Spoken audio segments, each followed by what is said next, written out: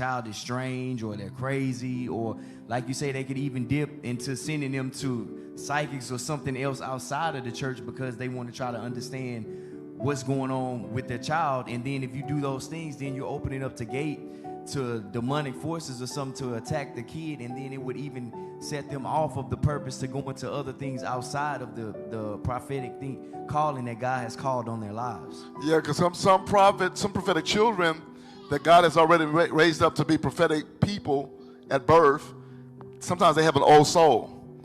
And how does that old soul get that young child in trouble as a young prophet who don't know their assignment? If they have an old soul and the parent does not know how to nurture this young prophet or prophetess with an old soul, how does that affect the growth of that child? Because sometimes parents may think that child is getting too big for their age or too old for their age, or they'll say something like that, and they'll keep that child stagnant. Yeah, I think you hit it right on the head. I think when a child is born with that old soul and then it starts to manifest in ways that a person that's not clear on how it could be a prophetic gifting that's birthed into them, they might take it as disrespect or being mouthy or always having an answer back, but really it's something that's working within them that they don't have knowledge of, the parent doesn't have knowledge of, so then it causes them to act out in an inappropriate manner that might quench that thing that's in them, or it might cause them to not be comfortable in expressing, because now it seems like they're receiving backlash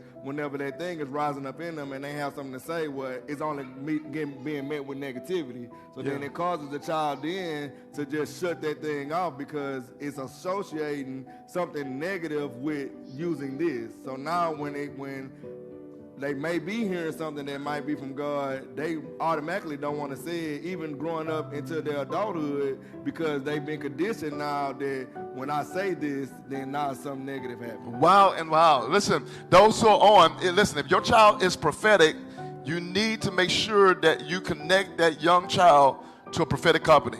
Make sure you join a prophetic church that can raise and birth that child up properly, because it doesn't mean that that child is really a renegade or rebellious person. It means simply that child might be moving into a creative space that's far beyond your comprehension. So that child needs to be connected to prophetic people.